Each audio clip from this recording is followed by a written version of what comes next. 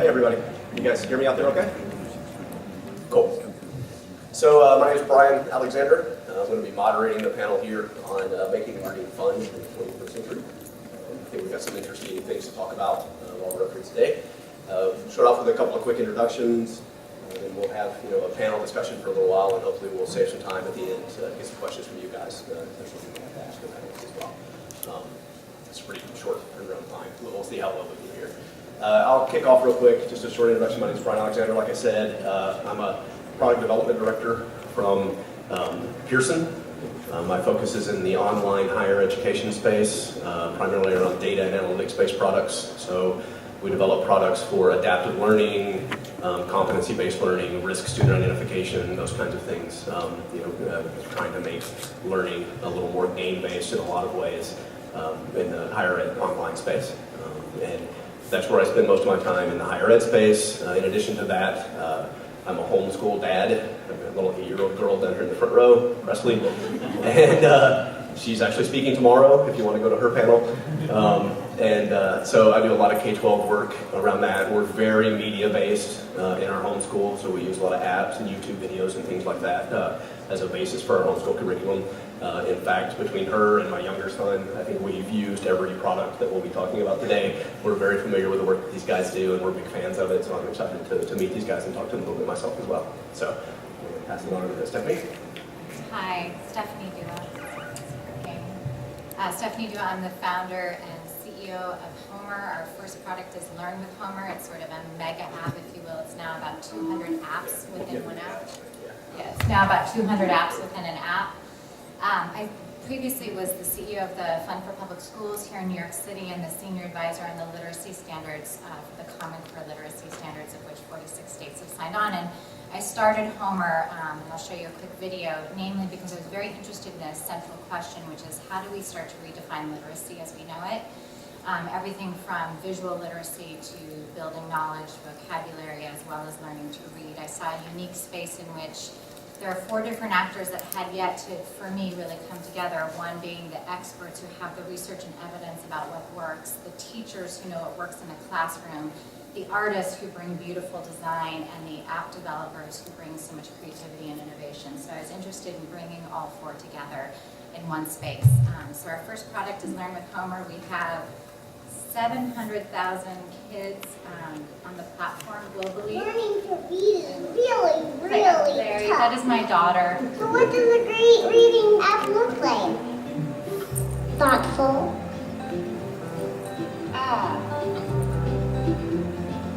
Beautiful.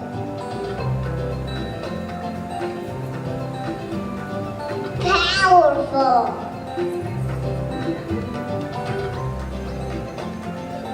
I'm glad there's Learn with Homer, designed by reading experts and my mom. So yes, that is my littlest one. It's been a family affair, I must say. I have 3 daughters, and it really started and was inspired by my eldest who wanted to learn to read. And I had access to every literacy expert one could want in the country. Not a single person could point to anything for parents that they felt had the strength of what they would experience in the classroom. So I thought there was an enormous opportunity to create something for parents and for kids that was really exciting. I'll leave you with the last very quick view. Just bear with me 1 second. Works.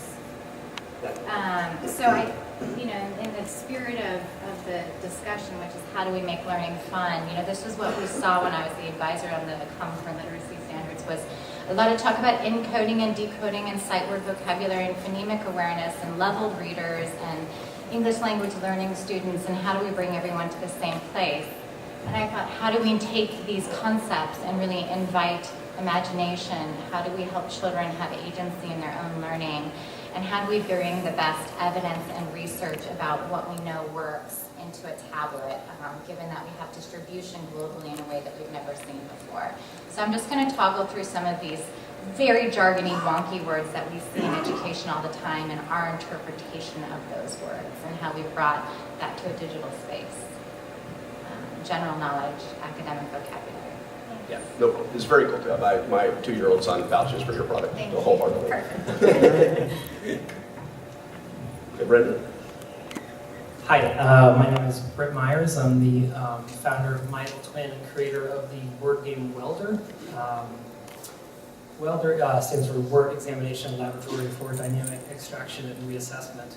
It is a project I started 3 years ago now that has become my life. It initially took about 7 months to develop. It's a word game, and unlike other word games, I really was against the idea of a submit button, and I really wanted a game where, well, I was really just looking for the cross between two very simple game mechanics of Scrabble and Bejeweled, or like a match 3 game. And so I created a grid of letters, and the goal of the game is you swap tiles to form words, and over time you get different challenging tiles, and you have a certain limited number of swaps, and it's sort of like the starting sort of screenshot. But the game has very natural educational components, and partially because words are formed unintentionally, because there's no submit button, and as you're going to form one word, you might form a couple other words, and new letters will fall into the game and create more words. And you can progress through the game with actually fairly small vocabulary, which is great for getting people in and just playing with words. And it has an integrated dictionary, and it's procedural, so there's endless replay value. About a year ago, I started working with Amplify Education, developing an exclusive edition of the game for their platform. During the course of that, we developed a bunch of new features for the game, including adaptive difficulty and a pronunciation component, enhancing the dictionary lookup, updating the tutorial, and new objective systems and contextual tips and hints, and a weld of the day, which is a word that, from a list of sort of targeted words that are deemed to be words that are commonly misspelled or that kids have not learned yet. And so out of that, we created this. This is the sort of screenshot, one of the screenshots of the educational version of the game.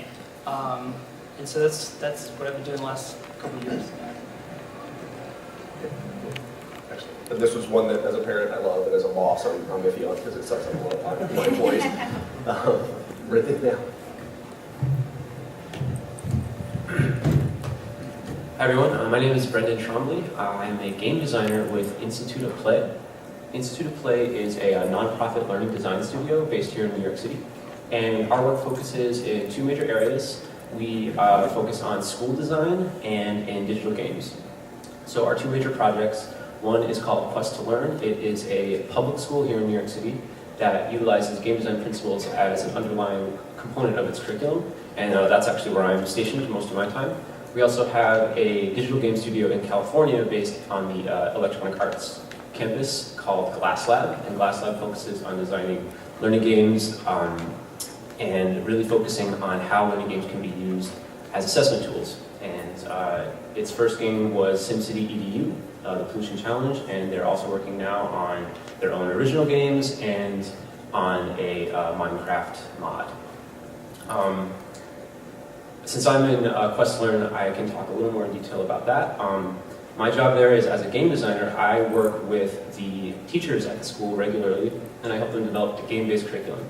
That means that sometimes I'm designing games for them, or finding game tools that are out there that already exist, such as my fellow panelists may have created. When I create games, I think of games as a much larger, a very large category that encompasses all categories, including digital, physical, card games, computer games, video games, games that require no components except for people. As long as it gets to the learning, gets to the learning goals that the teacher has, and whatever needs that teacher has, that's what I go for. Recently, we have been focusing our work much more on the teacher development and how teachers can be transformed into designers, into game designers, and into really effective users of the games that we've created for them, and how to really use the games not just as one part of their curriculum, but as a way to transform their greater practice. And that's really where our work has been focused, especially this past year. Very cool. Yeah, I did want to mention as well that I know if you see the programs, you'll see that Kevin from Tynker was originally going to be on the panel. He had some weather-related delays and couldn't make it. It's unfortunate. Tynker's a really cool product, another one that we actually use ourselves to teach young children how to program. Some of the basics of computer programming language, it's very similar to Scratch, if you know, familiar with the MIT program, but it includes a lot of lessons with that, and so I told him I'd give him a shout out, even though he couldn't make it, because again, I'm sort of a fan of his product. I was looking forward to hearing his thoughts on this next as well. So I thought we'd just kind of start off a little bit. I'd love to hear the thoughts from the panel on, we're here to talk about making learning fun. So I'd like to hear a little bit both about what it is you think makes learning fun, what types of things you target that make learning a fun thing to do for kids or adults or continuing education in whatever space that you're working in, and also a little bit of the importance of making learning fun. I'm curious what you guys think about how important it is to focus on fun in the learning environment, and does it cause more of sort of a surface level look at some of the things that you're trying to teach because it's difficult to gamify everything in a deep learning context. So is the pendulum swinging a little bit too far towards fun and less towards the learning piece? Or how do you think that balance is working, and how do you try and strike that balance in the things that you guys create? Stephanie, you want to go and kick us off? Yeah, I'd love to hear your thoughts. I mean, something we've spoken in our team a lot about, which is the balance between, for us, pure fun game, and how do you develop an intrinsic sense of a desire to learn? So what is the short-term and the long-term rewards? And I'd love to hear my panelists' thoughts about this. We're dealing with very small children in our age range. So we're in this sort of, in the reality, like 2-year-old to probably 7, 8-year-old. So part of our objective is to make it a fun experience that they then enjoy the act of reading and learning to read. So it turns out reading is one of the hardest things they'll have to learn to do, and it's one of the things that parents historically torture children on. We'll sit there with a book and say, we'll look at it and say, how do you not know what that word is, right? But for a child, they don't know how to take the sound to the letter. So it's one of the things that's a huge source of tears in many families, and one of the things we wanted to make sure children had confidence when they approached 3rd, 4th grade, and I could go into all the research on it. So it had to be fun, but it also had to be one of the things that we wanted to invite them into that journey. And so there's not prescriptive, there are no worksheets. I think the death of learning is worksheets, in my opinion. If you've ever had a small child that you put a black and white worksheet in front of them, it's so hard for small children. So we really try and invite them in. Yeah, I guess I feel like learning is very, very not fun, but the application of what you learn can be extremely fun if it's something that you're passionate about. And I think providing context on an ongoing basis for why something is important to learn. I certainly feel like I would have paid attention a lot more in geometry if I knew how much that would play into game design now, and how often I use trigonometry when developing games. But at the time, I never knew about that. And so, I mean, I've spent the last couple of years learning computer science, and it's certainly one where the act of learning computer science is extremely awful, and the act of implementing what you learn is awesome.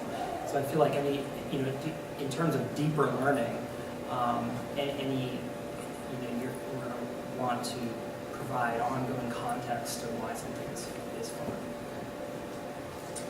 I think I might be coming at this from a slightly different point of view. People who study game design in a kind of academic setting, which I did a small amount of in my college years, might read a book called A Theory of Fun by Ralph Koster. And the underlying message of that book is that fun is learning. And the very act of engaging with an experience and experimenting with it with trial and error, getting slightly better over time, and really feeling like you are getting mastery over a system inside of a game, that's actually where that feeling of fun comes from. It's actually the act of learning how to accomplish the goals in that game. So when people say, how do you make learning fun? I kind of come back with, well, why is everyone forcing learning to not be fun? Stop doing the things that make learning fun. Yeah, right. Rather, yeah, I think that's an interesting approach. Right? We talked about this a little bit, I think, in some of our exchanges around the real-time assessment piece and feedback loop, I think, are really critical to me in the things we do. It's one of the things we focus on a lot.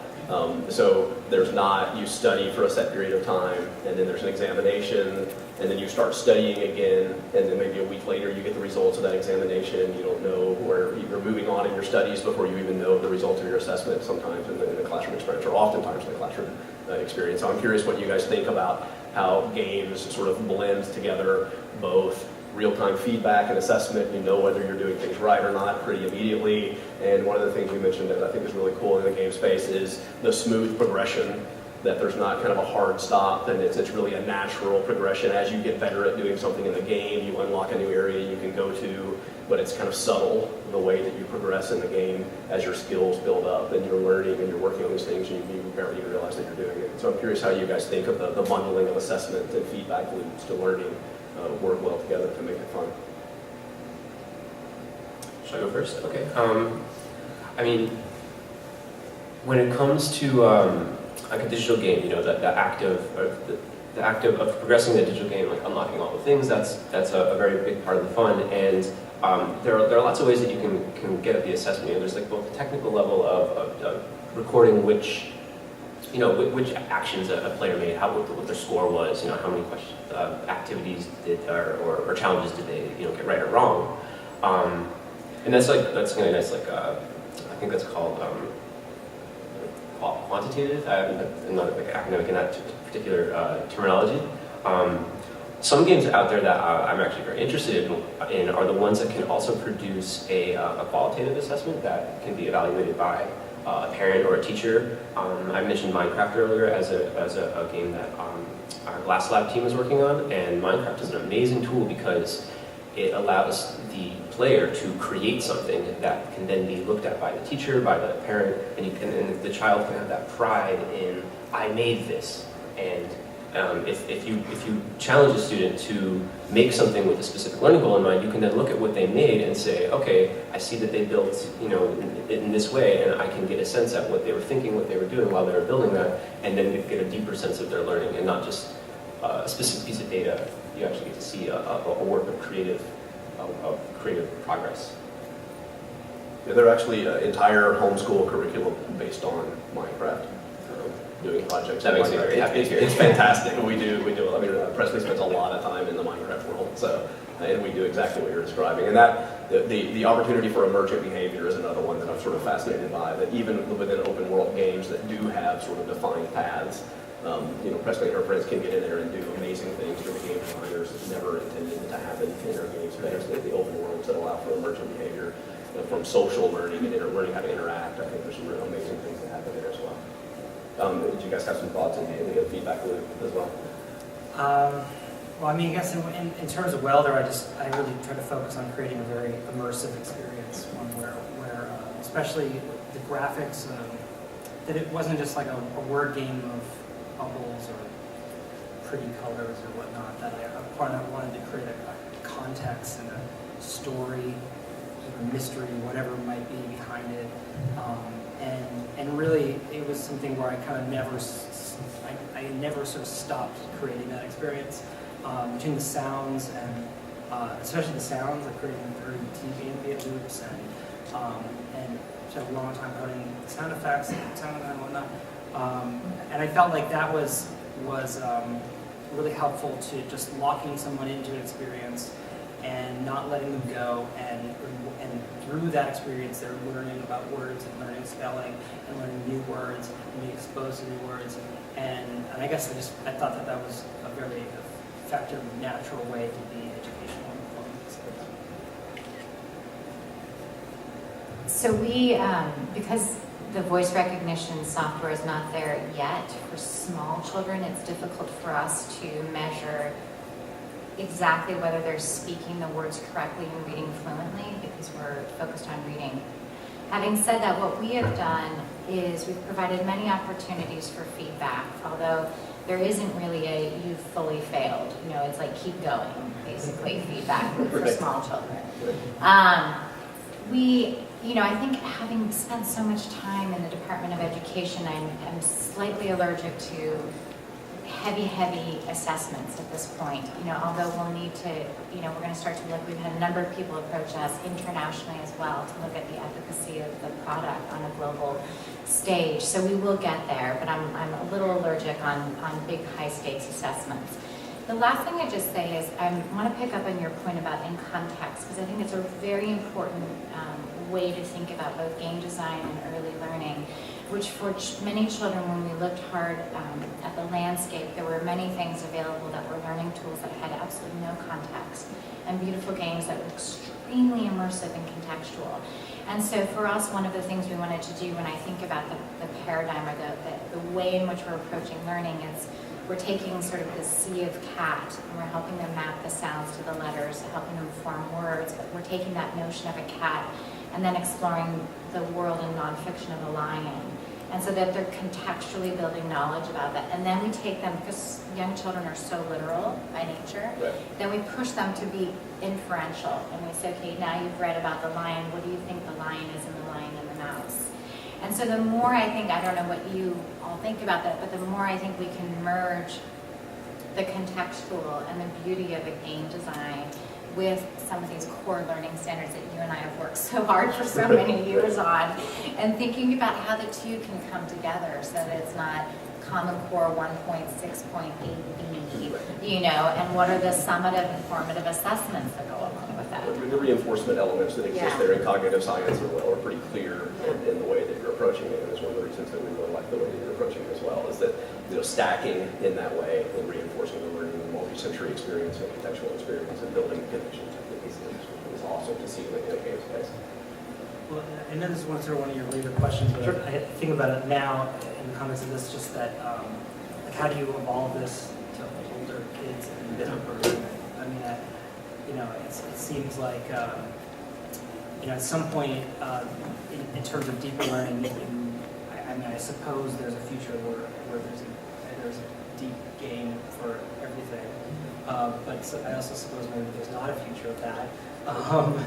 And sort of, I guess from my where I was sort of thinking about this, it seems that games are a great way of exposing people to subjects and areas that they do not, maybe they have a block against or are not very interested in, and exposing it to them in a different, fresh way. But then that's sort of where they stop, and Right. and from there, the deeper traditional learning takes over.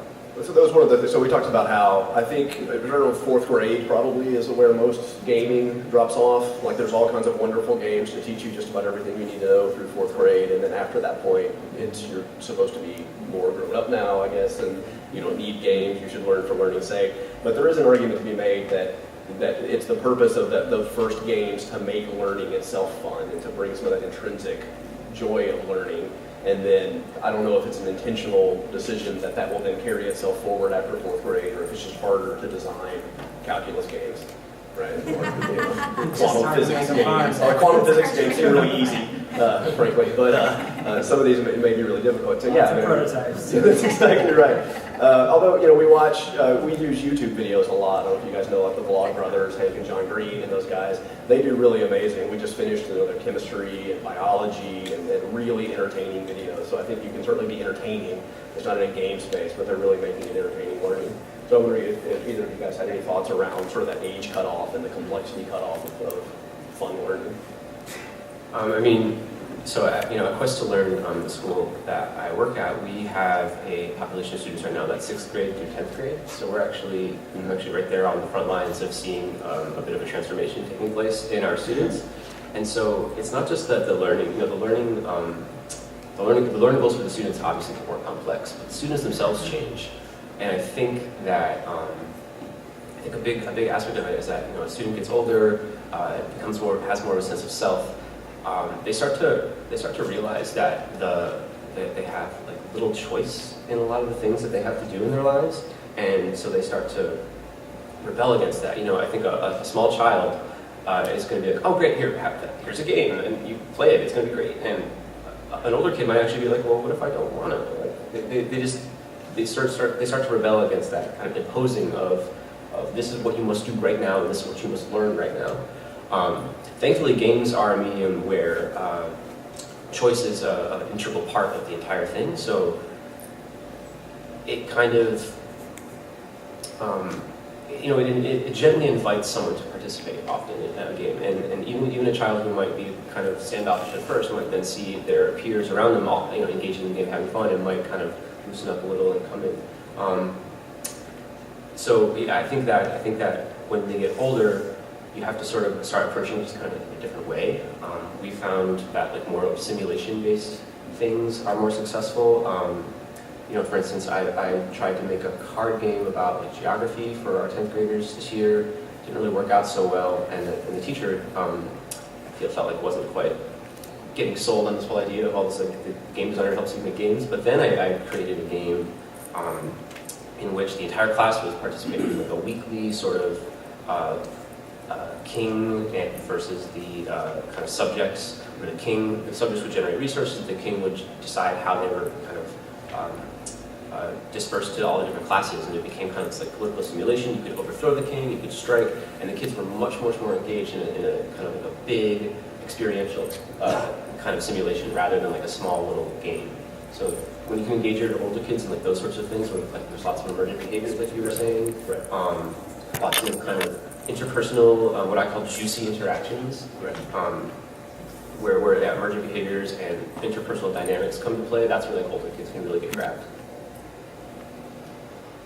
Yep, one thing Amplify has been working on is just providing a lot of choice in their platform. It's going to have a lot of games on it from a wide variety of different games. And if you don't like one, you will hopefully like another. And they're all educational, but they're walking the very fine line of fun and educational, and they do a great job of it. Yeah, we touched on it a couple of times in some of the conversations we've had already, but I'm curious what you guys think, how important the social nature of learning is. And certainly last year probably was sort of the year of social learning. If you were in the space and sort of working in the space, you've heard all kinds of things about how important social learning was. I was asked to do a lot of measurements of social interactions and building big graph databases and things to try and track students and instructors interacting with each other. And then there's really two kinds that I've seen watching Presley. Certainly I see something like a Minecraft where the kids get together and play and build things together. But then there's something like Welder, where I watch her with her friends. One person will sit and hold the iPad, and everyone will gather around and watch that person play. And it's a one single player game, but it's a very social experience for the kids, and both shouting out assistance and helping out and things like that. So I'm really curious what you think, like the social aspect of having kids help each other and lift each other up, and being less of sort of a solitary experience to be doing learning. And then where are you guys headed with that? Stephanie, you want to kick us off? So one of our observations, we're 6 months into the market, but one of the observations is that many of the children are using the app sort of in isolation or with their family, but then taking it into their inventive place. So we've been looking a lot at this, and it's been fascinating. We've gotten a lot of feedback, and it's not statistically significant, but it's certainly, at least anecdotally, and we've been flooded with this, is that children are taking their experience and then they're lining up their stuffed animals and talking. So they're taking it. So for me, having 3 girls who are so inventive, I'd walk across the bathroom and they would have traveled to Africa, and all the soap was out, all the Legos were in the bathtub, and there was this whole narrative they had created every single morning, which was great for my husband and I, by the way, because we get to sleep until 10 o'clock. So I'm just going to highly advocate for anyone to allow their children to play. As long as they don't get into knives or anything like that. But, they're super social. And so allowing for me that sort of, you had the on-off iPad for us because we're iPad, but that sort of digital versus personal, and because we're so little, I'm very interested in continuing to explore and encourage children to take this off the iPad. The only other thing I'd say is for what we're seeing is it's become a very family-oriented affair. So between the music, between our siblings, the experience seems to be not necessarily peer-to-peer at this point, but within families. Finally, we've built this into our product, but just to tip our hat a little bit, we are releasing in about 3 or 4 weeks. It's a family share. I've always believed that, my cousins are all over the world. We have grandparents all over the world, and anyone who has small children trying to Skype is very difficult. You know, they're like under the table picking up the crumbs, right? And so I'm like, grandma's there, stare at the computer, you know what I mean? And they're like, but mom, you know, and often something else. So we're creating the way to do storytelling essentially across families because we've built that so much into the That's literacy beautiful. That's really element. cool. Yeah, I like that. Yeah, so I mean, basically, I would say most of the sort of digital social things I've tried with Welder have all failed in comparison to just like sitting around. It's a remarkably social game. Right. No, it's very. very. It's amazing watching them play. Yeah. It is. It's. There's a lot of joy, I think, with sitting around and pointing out words that they see, and you know, the learning to play the game is seeing words and seeing word fragments and you know, clusters of letters that naturally go together to form words. And so playing together can certainly enhance that. Initially, it just be a lot of fun. But yeah, I had this real idea for a really expensive game trailer where you're like walking down the street and all the words you see are out of order and you're like swapping them around. Right. Yeah, I don't have the budget for that. But The Matrix vision. right, it's like the Matrix. Yeah, I got you. But yeah, there's a multiplayer component, but it, you know, just a much smaller group of people playing multiplayer compared to, you know, and there was people tweeting out about words they formed and then, oh, well, how did you get that? How did you do that? And it was remarkable to see. Yeah, did you anticipate the social interaction that would happen in a single You know, player? I didn't really. I actually, I would put the stuff in there and sort of just like, because you're supposed to put social stuff in there. And I've actually been working on updates where you can make replays of your move and share those with friends, or some level of cooperative or like lifelines or something where you can get more, you know. And at the time, we didn't really have budget for that sort of thing, but yeah, I mean, I still don't know. It is really better than just everyone sort of sitting around and playing together. So. They love it. So it's very cool. Yeah, I look forward to seeing Walter on Twitch. Right.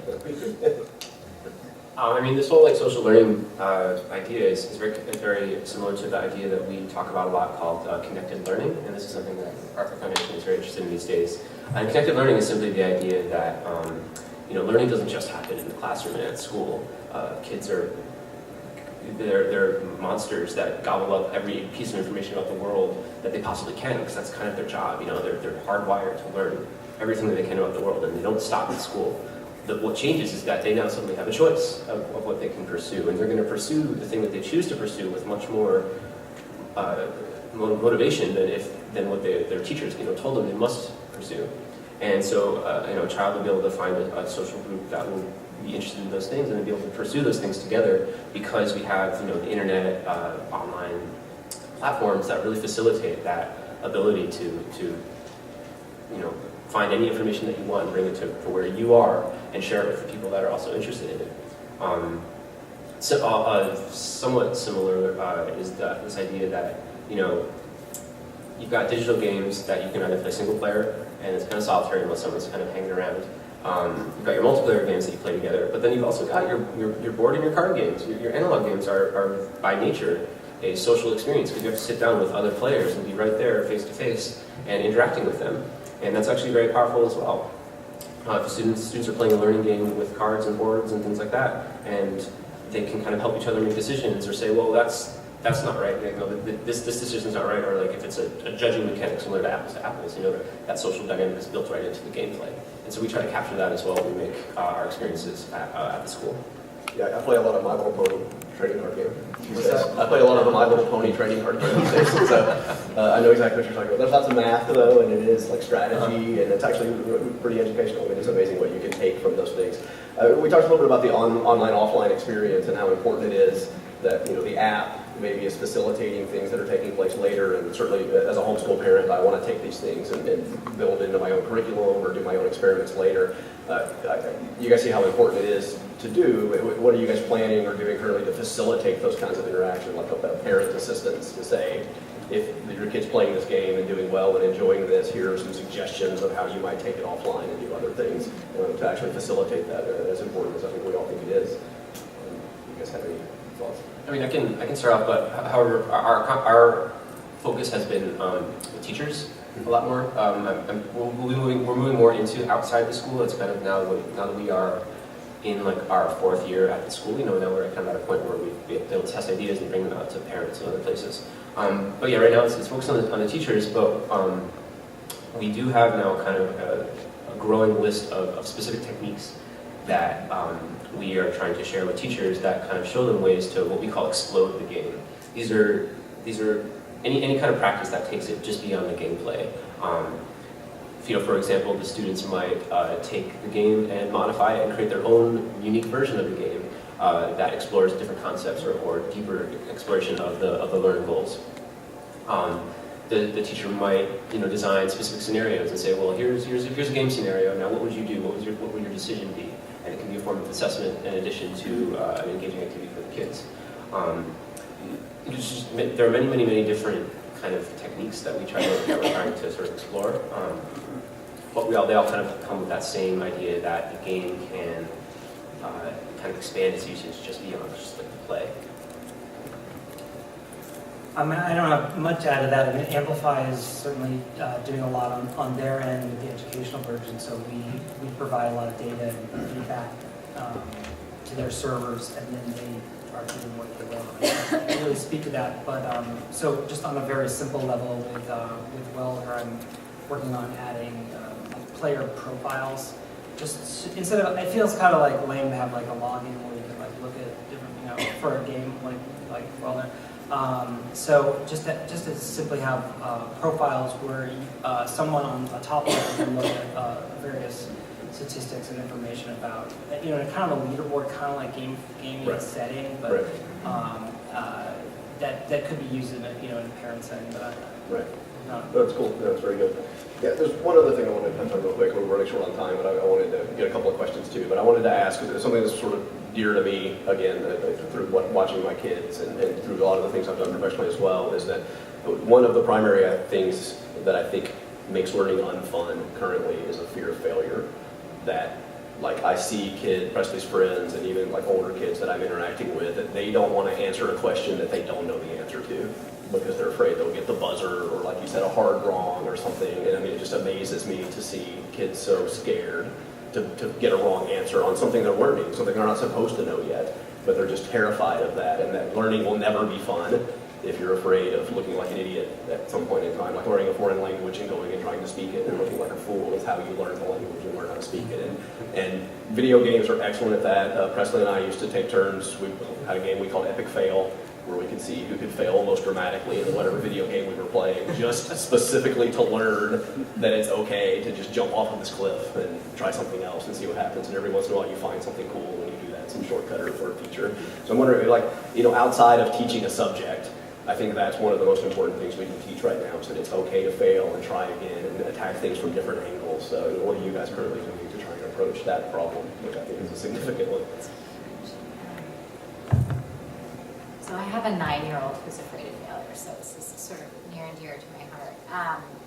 A couple of things I've learned is that part of it just has to happen in the family space, meaning parents or grown-ups, whoever's in the home, there has to be an openness to have a conversation about our own mistakes, and that it's very easy for us as parents to say, oh, but I was really good at calculus, right? Because then you set this, or I'm a voracious reader, right? So then we start, because we think of it as a moment to encourage them, because we liked it, it sets up this fear.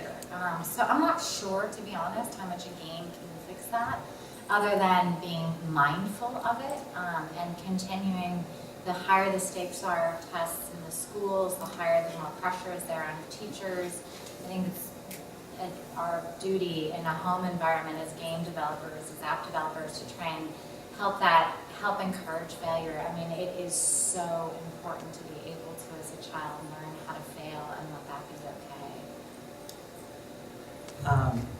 okay. I was actually at a workshop at Amplify a couple weeks ago where they were talking about making games easier. That if and I'm going to totally destroy their point probably, but basically the harder you make your game, the more that people will walk away from it, the faster people will walk Right. away from it. And so that was like a week before the whole Flappy Bird sort of thing went crazy. So that was kind of funny to me. But anyway, Welder has always been particularly brutal in terms of difficulty. It's very imposing initially with all these letters, and you don't really know what to do.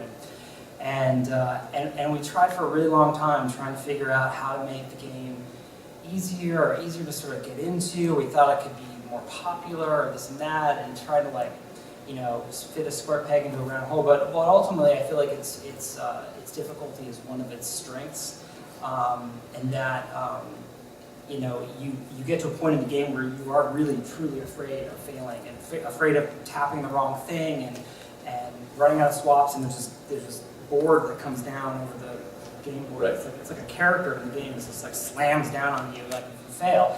But I feel like that's what makes the game so addicting, or one of its addicting qualities is that you are so afraid of failing, and then you fail and you want to play again, and hopefully you're learning words while you're playing. And so by continuing this loop, I feel like the fear of failure actually enhances the learning.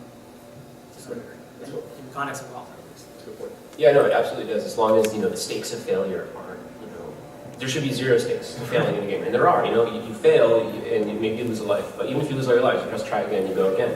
That's the point of that's the reason that learning is fun in a game, because you can just try again and figure out what you should change, and try it again and try it again, and just, you know, change your strategy. Even if you fail up to 10 times, once you succeed that 11th time, you have really feel like you accomplished something after you like really assessed what you're doing and changed your strategy. And that's kind of like why the fear, like that's why failure is you know, okay at like kind of very like lower level. But there's also kind of like a bigger thing, and I think this is what you're getting at. Like, you think it's very, very important that kids should learn how to fail, and I think I have a little insight as to why.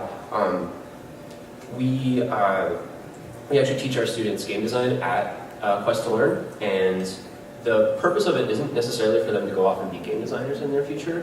What we're actually doing is showing them the iterative design process, which is the process of creating a prototype, testing it, letting it fail, because it will ultimately fail, especially if it's your first iteration, and assessing it, and then making a new prototype and assessing it again and testing it and seeing what fails. And allowing kids, giving them that freedom to just create something and be okay with whatever happens and then come back around is a very important skill that many professionals need to utilize in their everyday jobs, including game designers, but also engineers and also everything else that's out there.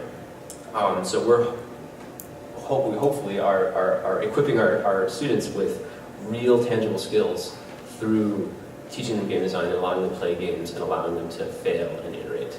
And it's really, really one of the most important things that we teach our kids. So I couldn't agree more, right? I think it's an awesome approach to it as well. I think it's really cool.